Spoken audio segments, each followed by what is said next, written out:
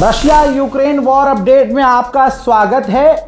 जैसा आप लोगों ने हुक्म दिया था कि रजा भाई रशिया यूक्रेन की अपडेट हमें रेगुलर चाहिए, तो आपके सामने आपके हुक्म पर आपके लिए ये अपडेट लेके आया हूं, जिसमें सबसे बड़ी खबर यह है कि रशिया ने खुफिया ड्रोन अड्डा बनाया है यूक्रेन और बेलारूस के बॉर्डर पर। बिल्कुल बॉर्डर पर खुफिया रूस ने ड्रोन अड्डा बना लिया है, जिसका खुलासा हो चुका है, अब जिसकी रेंज में पूरा यूरोप है। फिर से सुनिए, जिसकी रेंज में पूरा यूरोप है। इस वजह से यूरोप में नेटो में डर बढ़ गया है और खलबली मच गई है। मैंने आपको कल बताया था कि इस जंग में 4 से 5 सालों की इस जंग में यूक्रेन ने पहली बार ब्रिटेन के खतरनाक ड्रोन का इस्तेमाल किया है। कल ही बताया था ना मैंने। हाँ, अब आपको बता दूं कि यह भी बताया था कि अभी तक रशिया बोला नहीं है, लेकिन रशिया नाराज होगा। मैं पहले ही बोल चुका हूं, बाद में अब रशिया नाराज हुआ है। ये रही रिपोर्ट। दोस्तों, रशिया नाराज हुआ है। रशिया ने सीधी धमकी दी है ब्रिटेन को। कहा है कि ब्रिटेन ने जो खतरनाक ड्रोन दिए हैं यूक्रेन को, इसकी कीमत उसे चुकानी पड़ेगी। उधर से आइए, इस जंग में भाई भारत का नुकसान भी हो रहा है। मिडिल ईस्ट की जंग में भारत का नुकसान हुआ, रशिया यूक्रेन की जंग में भारत का नुकसान। यानी रशिया भारतीयों को जबरदस्ती फंसाकर सेना में भिजवा चुका है। ये तमाम रिपोर्ट्स और खबर किसी से छुपी नहीं है। मोदी सरकार क्या ही पापा ने बचा लिया, ये सारे ड्रामे अब खुल चुके हैं। भारतीय फंसे हुए हैं। अब भारत का नुकसान भी हुआ है। रशिया ने यूक्रेन में स्टील प्लांट पर हमला किया, बड़ा हमला किया। कल बताया था, अब रिपोर्ट आई है कि भारत के जो अरबपति हैं, खरबपति लक्ष्मी मित्तल, उनका स्टील प्लांट था यूक्रेन में।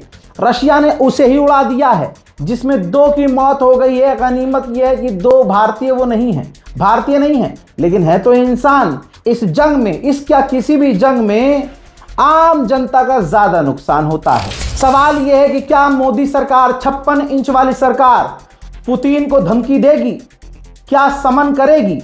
बस इंतजार कीजिए और खबर पर नजर रखिए। उधर यूक्रेन का हाल बुरा है।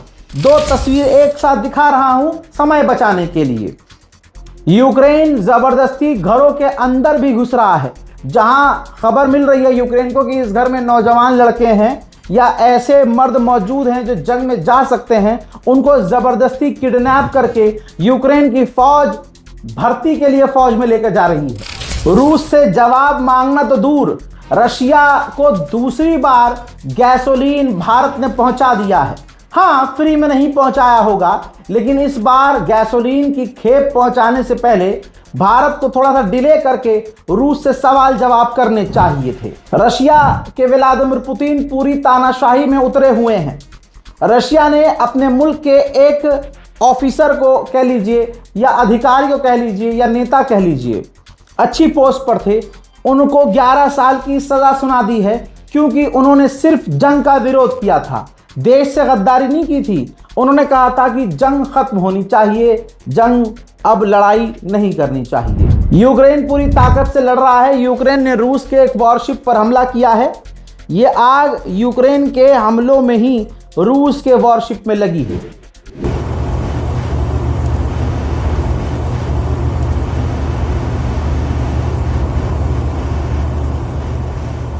उधर म्यांमार का जो आर्मी चीफ है वो रशिया पहुंचा है। तस्वीर देख लीजिए।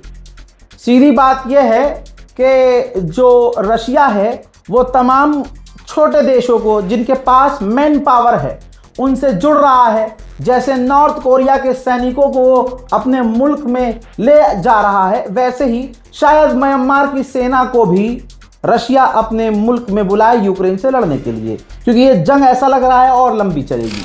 वहीं रशिया ने यूक्रेन के ओडेसा शहर पर बड़ा हमला किया है।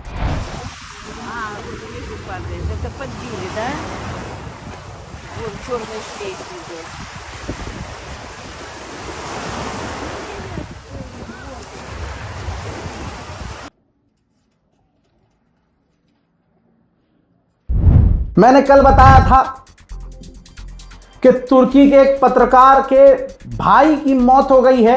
यूक्रेन ने जो हमला किया था टैंकर पर, सिर्फ यही नहीं, गैर कानूनी काम करने के बाद यूक्रेन के ड्रोन बटालियन के कमांडर ने उस तुर्किश पत्रकार को ईमेल करके धमकी दी और खुशी मनाई कि भैया जो हुआ तेरे भाई के साथ सही हुआ। जब यह खबर आग की तरह फैली, इससे पहले तुर्की की आंखें सिकुड़ थी। तुर्की के अंदर मौजूद यूक्रेन का एम्बेसडर सामने आया और यूक्रेन के एम्बेसडर ने बिल्कुल मोदी सरकार की तरह झुटला दिया कि नहीं, ये खबर झूठी है, हमारे कमांडर ने जर्नलिस्ट को, तुर्की जर्नलिस्ट को कोई मेल नहीं किया, कोई धमकी नहीं दी। जबकि आप सभी ने वो कल का मेल देखा है, वो धमकी भरा मेल देखा है और वो बात बिल्कुल सच्ची है। अब बस लीपा पोती चल रही है। इसी तरह से तो यूक्रेन ने एक ईरानियन टैंकर पर हमला किया था, जिसके बाद धमकियां भी दी थी, जिसके बाद जब ईरान ने 15-10 दिन के बीच प्लानिंग कर ली और प्लान बनाया कि हम यूक्रेन के जहाज पर हमला करेंगे, तो तुरंत यूक्रेन ने मुंह दिया और कह दिया कि नहीं, हम माफ़ी चाहते हैं, हमारा कोई इंटेंशन नहीं था, हमने जो हमला किया उस हमले के निशाने में आप नहीं थे, लेकिन आगे से हम ध्यान रखेंगे। यूक्रेन के पूर्व डिफेंस मिनिस्टर के ऑफिसर ने कहा है कि बहुत जल्द हमारी खुद की बनाई हुई मिसाइल रशिया पर गिरेंगी। इसका मतलब साफ है कि जहां अमेरिका में और दूसरे देशों में हथियारों की कमी हो रही है, उस जगह यूक्रेन अब खुद हथियार बना रहा है।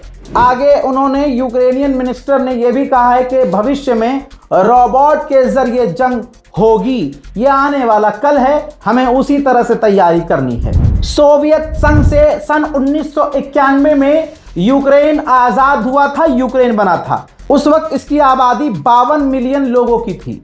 आज 2026 में इसकी आबादी सिर्फ 29 मिलियन रह गई है। ऐसा नहीं है कि सब जंग में मारे गए हैं, हुआ ऐसा है कि ज़्यादातर लोग रशिया में शामिल हो गए, कुछ लोग यूरोप बस गए, कुछ लोग अमेरिका चले गए। बचे कुचे लोगों की जो आबादी आगे बढ़ रही थी, इस जंग की वजह से आबादियां घटी हैं। Patriot air defence system America का खतरनाक एयर डिफेंस सिस्टम है।